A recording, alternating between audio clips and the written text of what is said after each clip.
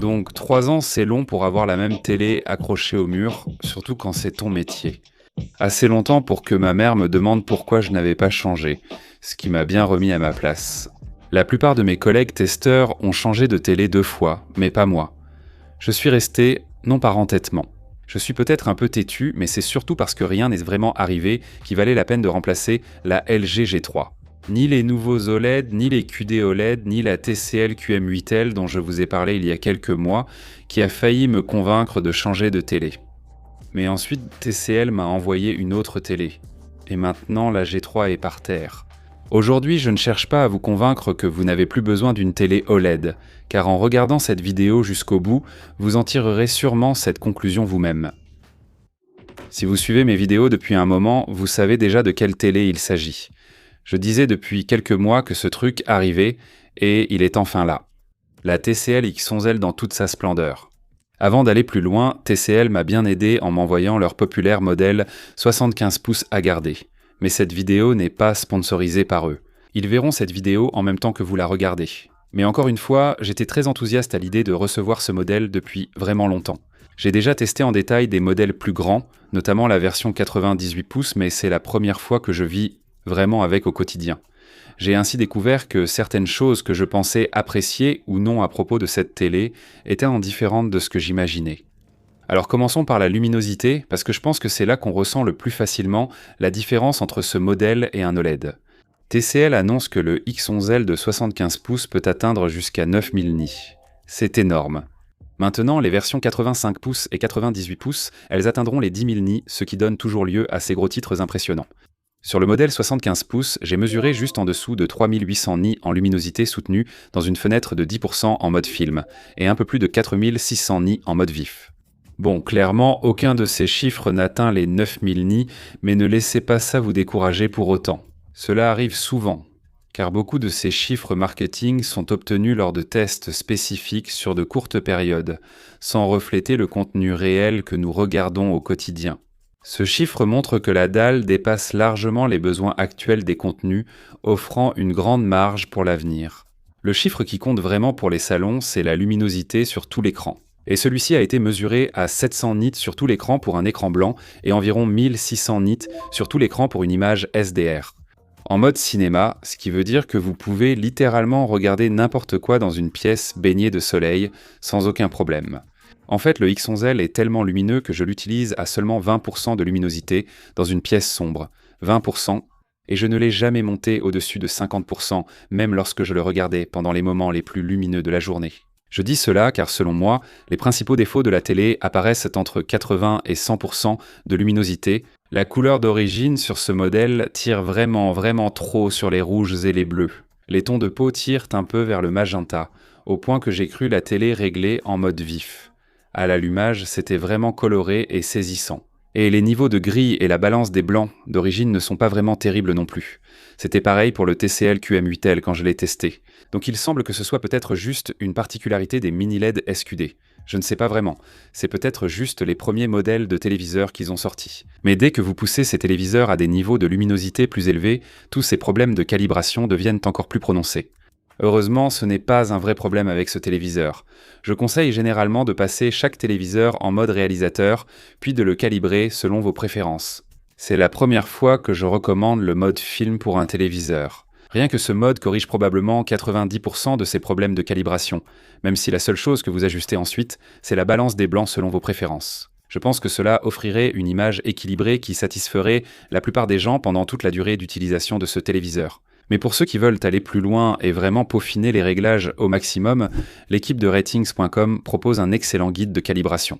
Je mettrai le lien dans la description pour que vous puissiez le consulter, ainsi que leur chaîne YouTube, à laquelle je vous recommande vivement de vous abonner si ce n'est pas déjà fait.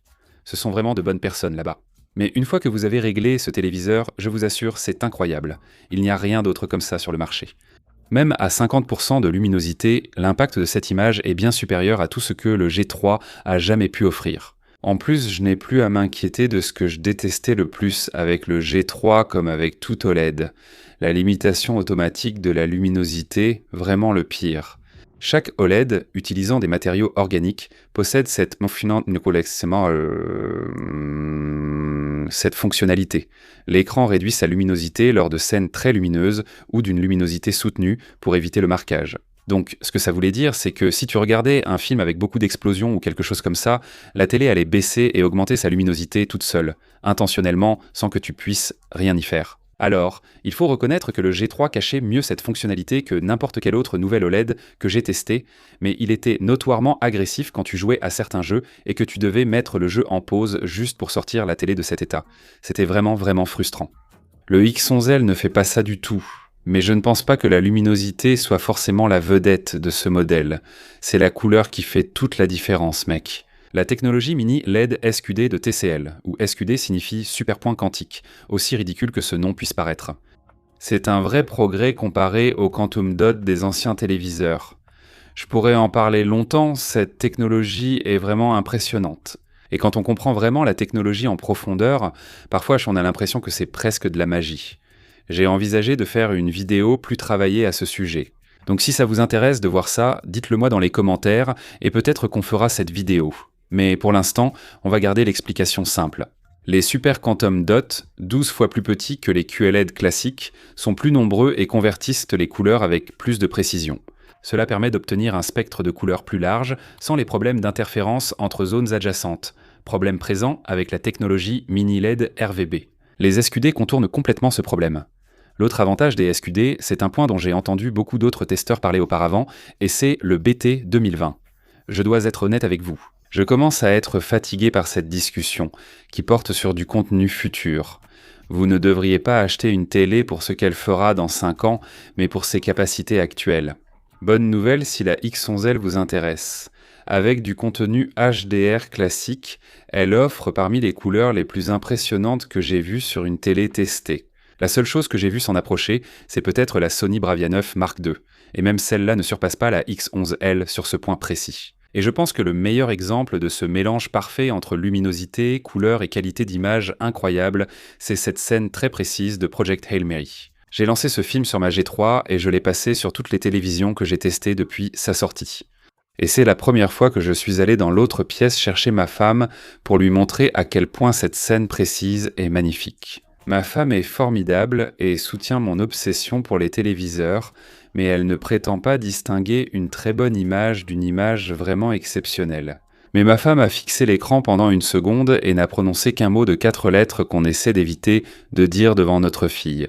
La femme qui se fiche complètement des delta E ou de la précision des couleurs commentait longuement à quel point les couleurs étaient incroyables sur ce téléviseur. On a eu une vraie conversation de 5 minutes à ce sujet, ce qui est environ 4 minutes et 50 secondes de plus que n'importe quelle autre discussion qu'on ait jamais eue sur les téléviseurs. Je regarde la nouvelle saison de X-Men 97 si tu ne l'as pas encore vue, mais qu'attends-tu ? C'est le meilleur scénario de Marvel depuis 10 ans, voire de son histoire. Et chaque couleur franche, chaque effet d'énergie, chaque costume lumineux donne vraiment l'impression d'être tiré tout droit de la bande dessinée. Et puis il y a la question du contraste. Et c'est la plus grande différence entre le X11L et n'importe quel OLED sur le marché. C'était la dernière chose qui me faisait rester dans le camp du G3 pendant si longtemps. Aucun autre OLED testé ici n'a surpassé le LG G3 avec son contraste infini. Aucun LED n'a fait aussi bien à ce jour. Je vous demande vraiment de m'écouter là-dessus. Si vous avez toujours été une personne qui ne regarde des films que sur OLED, je comprends. C'est aussi mon cas. Le X11L possède 11 520 zones de gradation précises sur la version 75 pouces. La version 98 pouces atteint jusqu'à 20 000 zones de gradation, ce qui semble être un avantage énorme par rapport aux 75 pouces, mais j'ai beaucoup regardé les deux. Personnellement, je n'ai pas vu de différence de contraste notable entre les deux. Puis-je mesurer cette différence ? Bien sûr, mais je n'ai pas vu de différence à l'œil nu entre les deux. Ce qui compte finalement quand on regarde une télé, non. Le système de contrôle du halo de TCL assure l'essentiel du travail. TCL utilise ce nom pour désigner son architecture de rétroéclairage. Les micro-lentilles, la courte distance optique et le contrôleur de rétroéclairage 26 bits fonctionnent si bien que le blooming disparaît sur les téléviseurs LED, du moins comme on le connaissait. C'est à ce point efficace. Les niveaux de noir sont exactement les mêmes que sur un OLED, pas juste similaires à mes yeux. Ils sont identiques. En regardant l'écran de face, il sera très facile de convaincre n'importe qui qu'il regarde un téléviseur OLED. Le seul moment où cette illusion OLED se brisera, c'est lorsque vous vous placerez un peu sur le côté, ce qui m'amène à mon dernier reproche concernant cet écran. Les angles de vision sont corrects. Je pense que le Sony Bravia 9 Mark II et le Hisense UR9 offrent de bien meilleurs angles de vision avec ces nouvelles technologies LED. Cela dit, je pense quand même que le nouveau panneau WHVA 2.0 Ultra de TCL est une réelle amélioration par rapport à la première génération. Si vous vous asseyez sur le côté, le changement de couleur est évident. De face ou à angle modéré, aucun problème. Mais si vous êtes très excentré, vous remarquerez l'un des principaux inconvénients de la technologie Quantum Dot, peu importe ses performances. C'est sans doute le plus grand changement auquel je dois m'adapter après avoir eu une OLED au mur si longtemps. Encore une fois, d'autres modèles RGB haut de gamme que j'ai testés cette année font un peu mieux en termes de vision hors axe, mais je pense que le 2VHVA va rattraper tout ça d'ici 1 an ou 2. Mais pour l'instant, c'est probablement la plus grande différence entre le X11L et n'importe quel autre OLED sur le marché. Si vos invités sont très éloignés sur un grand canapé, il vaut mieux en tenir compte, ou ce modèle n'est peut-être pas adapté. Pour le jeu vidéo, en revanche, ce ne sera absolument pas un problème. Il possède 4 ports HDMI 2.1, un taux de rafraîchissement natif de 144 Hz la VRR jusqu'à 288 Hz et la latence d'entrée tournait autour de 10 millisecondes environ. J'ai joué au nouveau Assassin's Creed Black Flag Rising et c'est vraiment incroyable visuellement.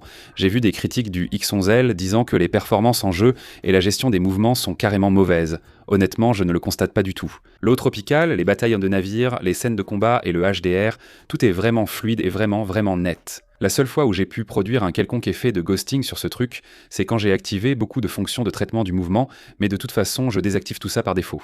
Donc, franchement, je n'ai remarqué aucun problème. Si vous jouez à vos jeux avec plein de traitements de mouvement et tout ça activé, peut-être que vous verrez ce genre de choses. Mais si vous envisagez d'acheter cet appareil et que vous pensez que ça pourrait être un problème pour vous, désactivez simplement toutes ces options de toute façon. Maintenant, je sais qu'on a beaucoup comparé le X11L à un ancien OLED dans cette vidéo, mais il faut qu'on parle de le gros sujet qu'on ne peut pas éviter, et c'est le téléviseur QM8L de TCL. C'est une version dégradée du X11L, mais elle utilise la même magie SQD à l'intérieur. Pour rappel, cette télévision était tellement bonne qu'elle a failli remplacer ma G3, mais elle coûte aussi 2 fois moins cher que la X11L. La différence entre les modèles 75 pouces de ces deux téléviseurs est de 2000 €, un vrai écart. Pendant tout le temps où j'ai testé cette nouvelle télévision, je me suis demandé si la X11L valait vraiment le double du prix.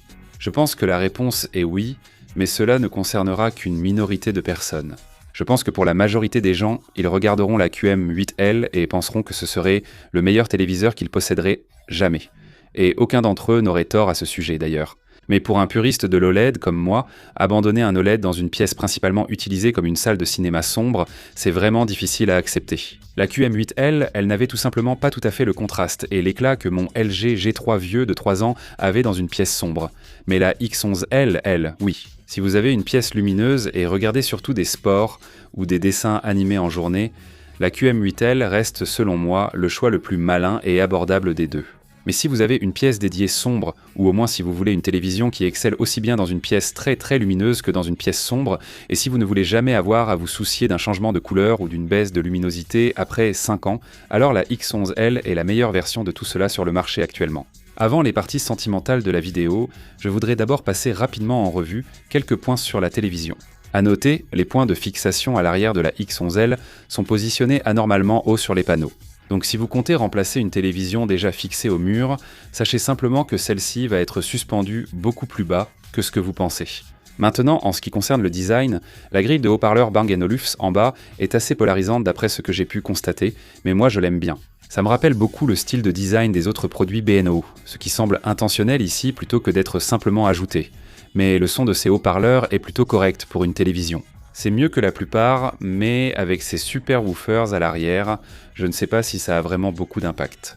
Le X11L possède tout de même des fonctions audio intéressantes à exploiter selon moi. Dolby Flex Connect permet d'associer des enceintes Dolby sans fil placées n'importe où pour simuler une installation audio Dolby. TCL propose sa propre version de cette fonctionnalité. Ce sont les enceintes satellites Z-Cent et elles ont un caisson de basse qui fera la même chose, qui se connectera directement au téléviseur. Donc vous n'avez pas besoin d'un amplificateur ou quoi que ce soit de ce genre. Je n'ai pas ce système ici, mais j'ai pu l'essayer au studio Dolby il y a quelques mois et ça marche vraiment bien.